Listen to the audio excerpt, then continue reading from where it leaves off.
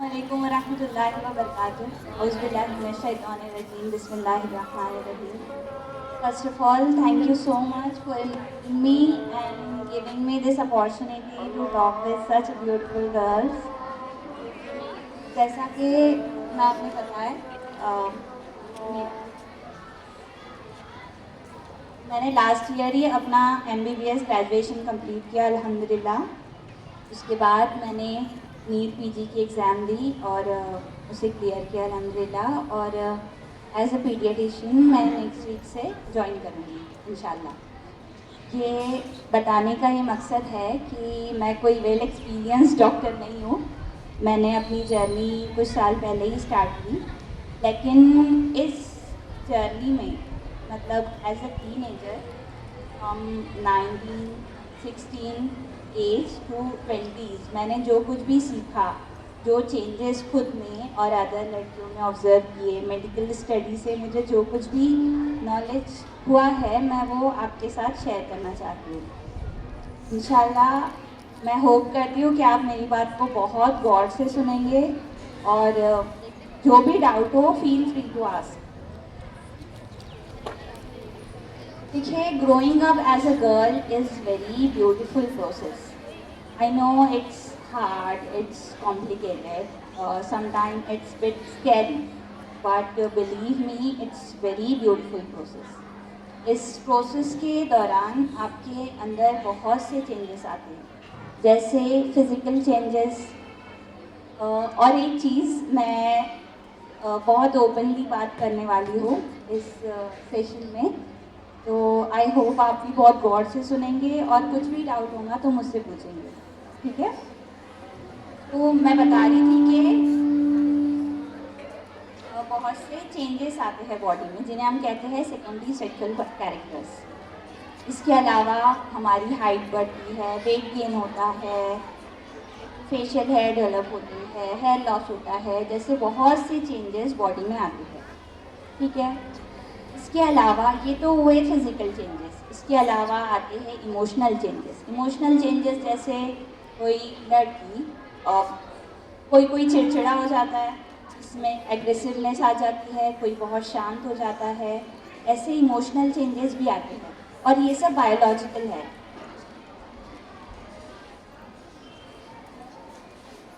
इसके अलावा emotional changes, second thing कि इसी प्रोसेस के दौरान, यही टीन एज और 20s के दौरान हमें घर वालों से हमारी एक्सपेक्टेशंस बढ़ जाती है, घर वालों की एक्सपेक्टेशंस बढ़ जाती है, सोसाइटी की एक्सपेक्टेशंस बढ़ जाती है। एक करियर का इंतखाब करना होता है, ड्रीम कॉलेज, ड्रीम ब्रांच को सिलेक्ट करना होता है। इसके अलावा एक पार्टनर का इंतखाब करना होता है। तो ये सब केओस चलते रहता है इस प्रोसेस के दरमियान। लेकिन इस पूरे केओस के बीच में सबसे इम्पॉर्टेंट है आप। You are the most important.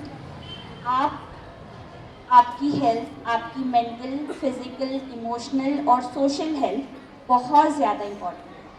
As a medical student और एज अ डॉक्टर मैं आज फिज़िकल हेल्थ पर ज़्यादा फोकस करने वाली हूँ। तो physical health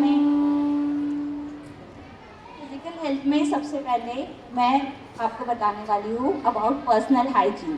personnel hygiene includes basic things जैसे रोज़ाना नहाना, साफ़ कपड़े पहनना, नाखून काटना, साफ़ बाल रखना, ओरल हाइजीन, ये सब बहुत बेसिक थिंग्स पर्सनल हाइजीन में आती हैं। ये सुनने में बहुत बेसिक है,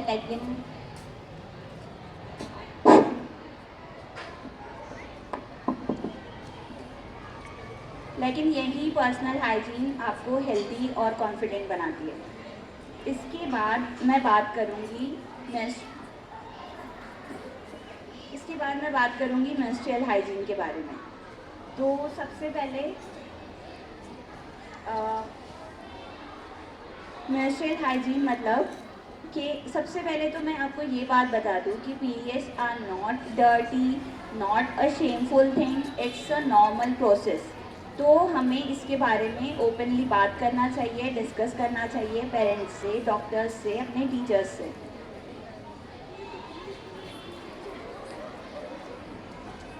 मेंस्ट्रुएशन क्या होते हैं? तो जैसे हार्मोनल चेंजेस की वजह से एक टीन एज में, एक प्यूबर्टी में हमें पीरियड्स आते हैं, उसे कहते हैं मेंस्ट्रुएशन। मेंस्ट्रुएशन के दौरान हमारी बॉडी में हार्मोनल चेंजेस आते हैं।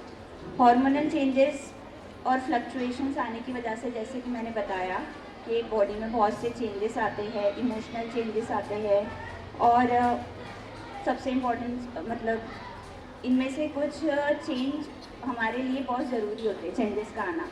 लेकिन कुछ चेंजेस ऐसे होते हैं जिन पर हमें तवज्जो देनी चाहिए, जैसे कि हार्मोनल चेंजेस के साथ साथ लड़कियों का वेट गेन होता है, पीसीओडी जैसी बीमारियां पैदा होती है, अनीमिया का खतरा होता है।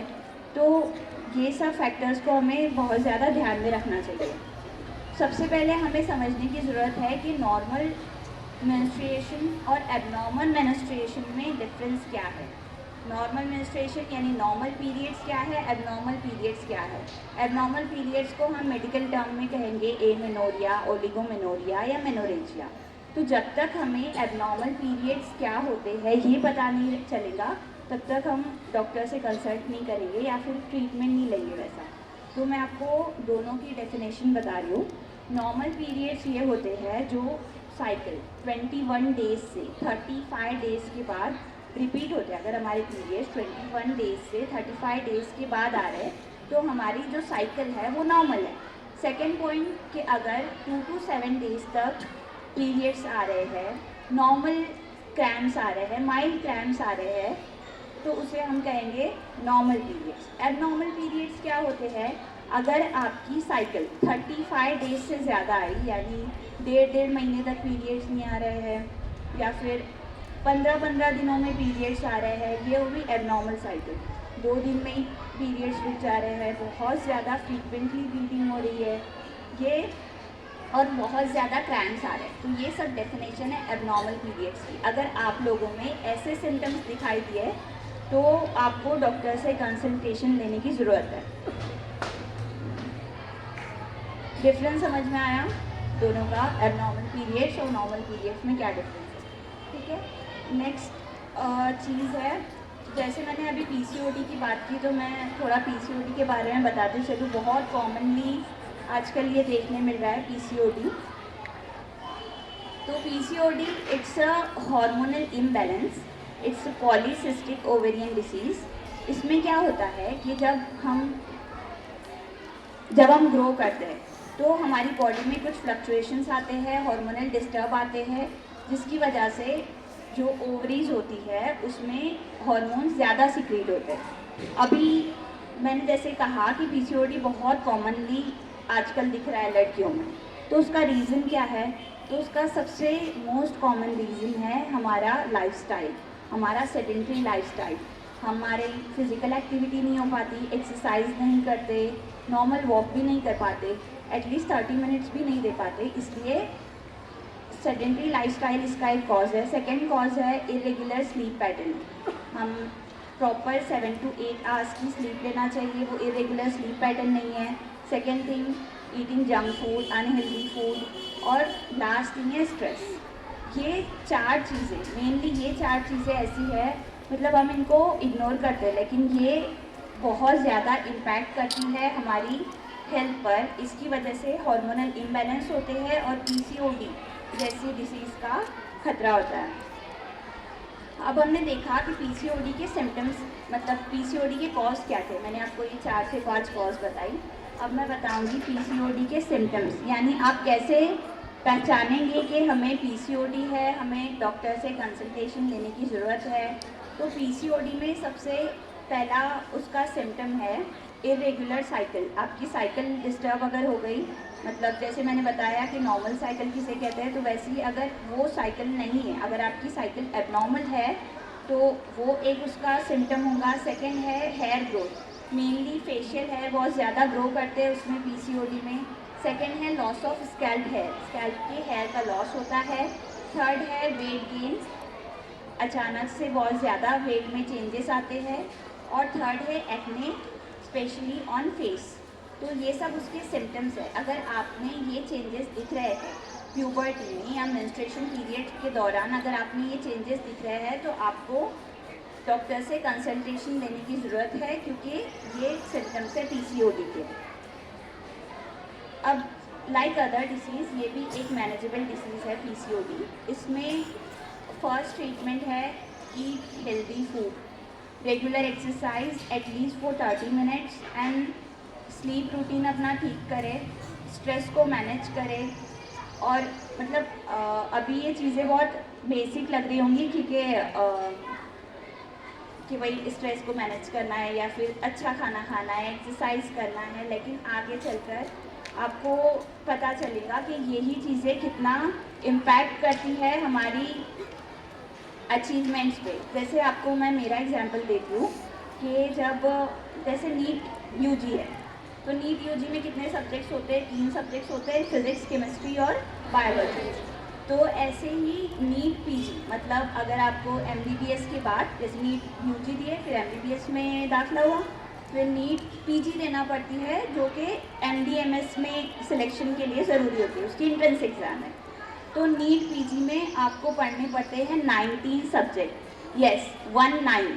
ये 3 सब्जेक्ट्स हमको कितने मुश्किल लगते हैं, वैसे नीट पीजी में होते हैं 19 सब्जेक्ट। अब जस्ट इमेजिन कि 19 सब्जेक्ट का थरो स्टडी करना, केस स्टडी करना, डिसीज़ पढ़ना, उनका ट्रीटमेंट पढ़ना, और वो सब सिर्फ पढ़ना नहीं, याद रखना। और उतने 800 मार्क्स का पेपर होता है नीट पीजी का, और वो उतने टाइम स्पैन में वो पूरा पेपर कंप्लीट करना। ये सब सिर्फ पढ़ाई एक बहुत मेजर फैक्टर है इसमें, लेकिन सिर्फ पढ़ाई से आप उसको क्लियर नहीं कर सकते। उसके साथ आपको चाहिए कि आपका एक हेल्थ वाला जो फैक्टर है वो भी बहुत स्ट्रॉन्ग होना चाहिए, आपकी मेमोरी स्ट्रॉन्ग होनी चाहिए, आपका मेंटल हेल्थ बहुत ज़्यादा बैलेंस होना चाहिए। तो ये सब चीज़ें होती है एक, मतलब ये पूरा एक होलिस्टिक अप्रोच होता है किसी भी एंट्रेंस एग्ज़ाम को या फिर कॉम्पिटिटिव एग्ज़ाम को क्लियर करने का। सिर्फ पढ़ाई, हम क्या करते हैं, सिर्फ पढ़ाई करते हैं। मैं भी वैसे ही करती थी। मतलब जब तक यूजी में मेरा ऐसा अप्रोच था कि मैं 16 घंटे बस पढ़ना है, बस पढ़ना है, बस पढ़ना है। इन दी एंड क्या हुआ, एग्ज़ाम से पहले बीमार पड़ गई। तो वैसे ही होता है। तो याद रखिए कि एंट्रेंस एग्ज़ाम क्लियर करने के लिए अपना होलिस्टिक अप्रोच रखें, अपना physical health, mental health, emotional health सबको बैलेंस करने के साथ साथ पढ़ाई करें, तो इंशाल्लाह कामयाबी होगी। वापस आते हैं पीसीओएस पे। तो मैं आपको पीसीओएस का ट्रीटमेंट बता रही थी। तो पीसीओएस का ट्रीटमेंट है, सबसे पहले हेल्दी फूड कंज्यूम करें, प्रॉपर एक्सरसाइज करें अप टू 30 मिनट्स, स्ट्रेस को मैनेज करें। स्ट्रेस को मैनेज कैसे करेंगे, तो अपनी नमाज़ें पाबंदी से पढ़ें, दुआएं करें, तिलावत करें। अगर फिर भी स्ट्रेस मैनेज नहीं हो रहा है तो साइकेट्रिस्ट से कंसल्ट करें, उसमें कोई शर्म की बात नहीं है, आप कंसल्टेशन ले सकते हैं। अब वापस आ जाते हैं, हम बात कर रहे थे कि नॉर्मल पीरियड्स और एबनॉर्मल पीरियड्स, तो मैंने आपको वो बताई। अब मैं आपको बताऊंगी कि मेंस्ट्रुअल हाइजीन कितनी इम्पॉर्टेंट है। तो अगर मेंस्ट्रुअल हाइजीन को इग्नोर करें तो हमें यूटीआई होने के चांसेस है। UTI is urinary tract infection, basically urine की जगह का इन्फेक्शन होता है। आप अगर मेंस्ट्रुएशन के दौरान, पीरियड्स के दौरान प्रॉपर हाइजीन का ख्याल नहीं रखेंगे तो आपको यूटीआई होने के चांसेस होते हैं। मतलब वहाँ पर ईचिंग होना, फीवर आना, रैशेस आना, डिस्चार्ज होना, फाउल स्मेलिंग, ये सब हो सकता है।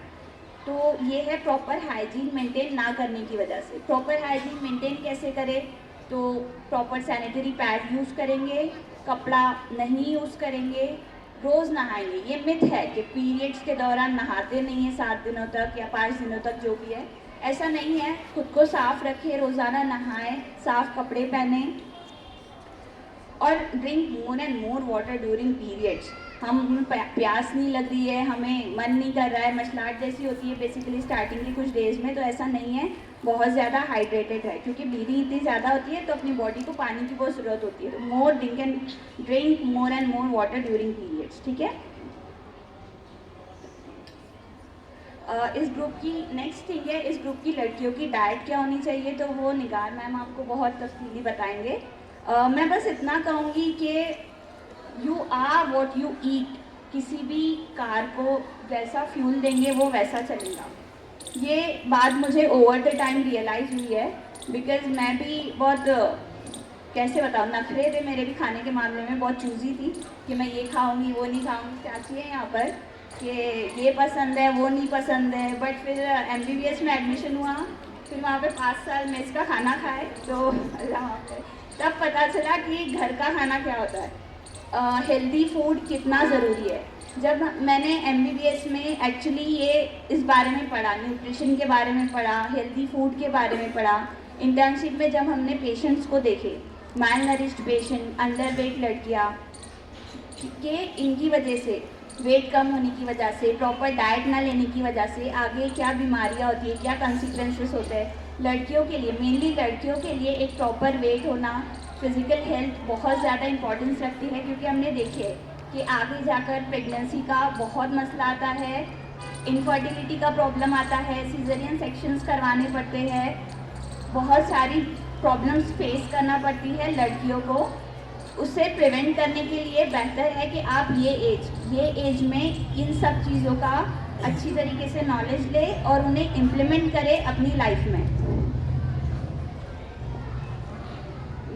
जब हमने ये सब पढ़ा तो मेरी डाइट लिटरली 180 डिग्री से चेंज हो गई थी। अब मेरी डाइट में है एग्स, स्प्राउट्स, वेजिटेबल्स, फ्रूट्स और मतलब चिकन, मटन, फिश सब खाती हूँ अलहमदिल्ला, घर का खाना खाती हूँ हेल्दी। तो वो बहुत ज़रूरी है, आपको जितना जल्दी समझ में आए उतना बेटर है। अभी जैसे मैंने PCOS के बारे में बताया, नेक्स्ट में जैसे अभी बता रही थी कि इनफर्टिलिटी का प्रॉब्लम आता है, अनीमिया का प्रॉब्लम आता है, तो मैं थोड़ी बातें आपको अनीमिया के ताल्लुक से भी बताते चलूँ। अनीमिया आपने सुना होगा, सबने ही सुना होगा, बहुत कॉमन है, इंडिया में बहुत कॉमन है anaemia, because of our diet and our knowledge. तो फर्स्टली व्हाट इज़ अनीमिया? तो anaemia is basically less haemoglobin in the blood. Now what is haemoglobin? तो हीमोग्लोबिन ब्लड में एक ऐसा फैक्टर होता है जो ऑक्सीजन को डिफरेंट लंग्स से डिफरेंट पार्ट्स तक पहुंचाता है। ऑक्सीजन आपको पता है कितना ज़रूरी है हर सेल के फंक्शनिंग के लिए, ATP सिंथेसिस के लिए ऑक्सीजन बहुत ज़रूरी है। तो ये ऑक्सीजन सब ऑर्गन्स को पहुंचाने का काम करता है हीमोग्लोबिन। अगर वो हीमोग्लोबिन आपकी बॉडी में लेस दैन 12 ग्राम पर डेसीलीटर है तो आपको अनीमिया है।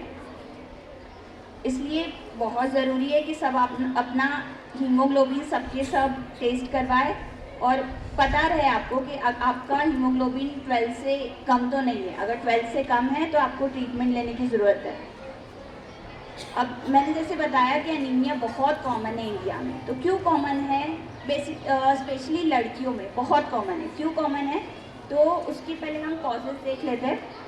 तो अनीमिया इसलिए होता है कि मंथली लड़कियों में पीरियड्स की वजह से ब्लड लॉस होता है। कितना ब्लड लॉस होता है? 50 ml to 80 ml blood loss होता है।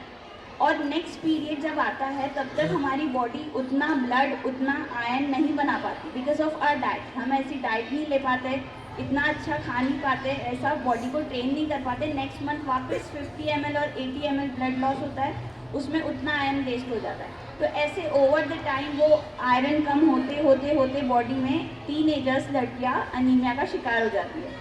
सेकेंड थिंग, हम मील स्किप कर देते हैं। मैंने बहुत सी पेशेंट्स को सुना है नाश्ता क्या करें तो हम चाय पी के आए, तो बिल्कुल नहीं, ऐसा बिल्कुल नहीं करना है। ब्रेकफास्ट आपका सबसे इम्पॉर्टेंट फूड होता है पूरे दिन में, सबसे इम्पॉर्टेंट है ब्रेकफास्ट। तो ब्रेकफास्ट को स्किप ना करें, जंक फूड मत खाए, न्यूट्रिशन लेस होता है वो, उसमें सिर्फ कार्बोहाइड्रेट्स और फैट्स होते हैं जो आपकी हार्मोनल इम्बैलेंस करते हैं, आपको कुछ भी न्यूट्रिशन नहीं देते, तो वो अवॉइड करें। अब हमें कैसे पता चलेगा कि हमें अनीमिया है? ये मैंने आपको कॉजेज़ बताए कि क्यों लड़कियों में अनीमिया इतना कॉमन है। जैसे आप बोलेंगे लड़के भी तो डाइट लेते हैं, वैसे ही तो खाना खाते हैं लड़कियाँ हमारी तरह। फिर लड़कियों में क्यों कॉमन है? तो मैंने बताया कि आपका हर महीने ब्लड लॉस होता है और उतना आप आयरन नहीं बना पाते जितना आपकी बॉडी को ज़रूरत है। ठीक है, अब आपको कैसे पता चलेगा कि मुझे अनीमिया है या नहीं है? तो उसकी कुछ सिम्टम्स डिस्कस कर लेते हैं। तो अनीमिया जिसका अगर आपका हीमोग्लोबिन कम रहा तो आपको पूरा टाइम थकान महसूस होगी, चक्कर आएंगे, आप थोड़ा सा भी वॉक करेंगे या चलेंगे तो थकान महसूस होगी, ब्रेथलेसनेस होगा, सांस फूल कर आए जिसे बोलेंगे वो होगा, पेलनेस आएंगी चेहरे पे, नहीं सफ़ेद पड़ जाता है ऐसा बोलते हैं, तो चेहरे पे पेलनेस आएंगी, पाम्स में पेलनेस आएंगी, नेल्स आपके पेल दिखेंगे। तो ये सब साइंस है अनीमिया की। क्यों ऐसा होता है, चक्कर क्यों आते हैं? क्योंकि मेनली ब्रेन को ऑक्सीजन की बहुत ज़्यादा ज़रूरत होती है, लेकिन एनीमिक गर्ल्स में होता है हीमोग्लोबिन कम, तो ऑक्सीजन हमारे ब्रेन तक नहीं पहुंच पाता है, इसलिए बहुत जल्दी उनको चक्कर आते हैं, डिजीनेस फील होता है, फोकस नहीं कर पाते, कंसंट्रेशन ख़राब होता है। तो ये सब सिम्टम्स अगर आपको दिख रहे हैं तो आपको ब्लड टेस्ट कराने की ज़रूरत है और प्रॉपर ट्रीटमेंट लेने की ज़रूरत है। अब इसे प्रिवेंट कैसे करेंगे? तो प्रिवेंट कैसे करेंगे? अनीमिया हो क्यों रहा है उसके कॉज को समझेंगे, जो हमने अभी समझा कि आयरन कम है बॉडी में, हीमोग्लोबिन कम है, तो हम आयरन रिच डाइट लेंगे, जैसे कि पालक हुई, मेथी हुई, वो बहुत खाएंगे अच्छे से, और खजूर का कंजम्पशन करेंगे। गुड़ में भी बहुत आयरन होता है, गुड़ शेंगदाने के लड्डू बेस्ट है, वो बनाएं, वो खाएं, रोज़ खाएं, वो सबसे अच्छा है। इसके अलावा एग्स, फिश, मटन, ये भी बहुत रिच सोर्स है आयरन के। अभी ऐसे सवाल आएगा कि गोश्त तो हम रोज़ खाते, फिर कैसे हमें अनीमिया हो रहा है, इतना आयरन रिच फूड रोज़ बनता है गोश्त हमारे घरों में, तो हम गोश्त नहीं खाते। बेसिकली हम क्या खाते हैं? सालन रोटी, सालन करी में डाल के, या फिर वही सालन को चावल के साथ, या पुलाव तहारी वगैरह बनाए तो उसको चावल एक पीस खाते हैं या 2 पीस खाते हैं, नहीं उतना नहीं, 250 ग्राम्स होना चाहिए। ज़्यादा से ज़्यादा प्रोटीन का क्वांटिटी रखें अपनी डाइट में, वो प्रोटीन वाला जो फैक्टर है वो ज़्यादा रखें, कार्बोहाइड्रेट कम रखें, ठीक है? तो अपनी डाइट को बैलेंस रखें, इंशाल्लाह इम्प्रूवमेंट देखने मिलेगा। तो मैंने आपको अनीमिया के बारे में, पीसीओएस के बारे में, मेंस्ट्रुअल हाइजीन वगैरह के बारे में ये सब बताई। आई होप आपको अच्छे से समझा होगा। तो इन द लास्ट आप प्रॉमिस करें मुझसे, या फिर एक्चुअली खुद से प्रॉमिस करें कि आप खुद को बहुत इम्पोर्टेंस देंगे, खुद की mental health, physical health, emotional health और स्पिरिचुअल हेल्थ का भी। एक टर्म मेरे दिमाग में आ रहा है, सेल्फ अवेयरनेस। जब मैं नीट यूजी का प्रिपरेशन कर रही थी तो मैंने अपने रूम में अपने स्टडी टेबल के सामने बड़ा सा लिखा था सेल्फ अवेयरनेस। एक्चुअली ये बहुत ब्रॉड कंसेप्ट है, मैं शॉर्टली बताऊंगी। ये self awareness includes your like dislikes, your weakness, your strength, your मतलब mental health, physical health, emotional health, हर तरह से आप कितने अवेयर हो वो बहुत ज़रूरी है।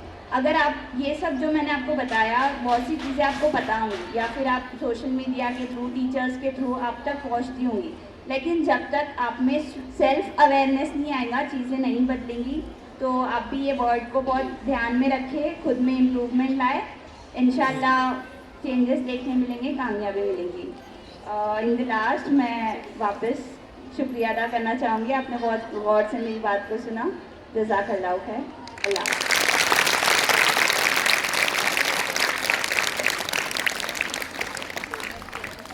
माशाल्लाह, जोरदार तालियों से डॉक्टर निधर का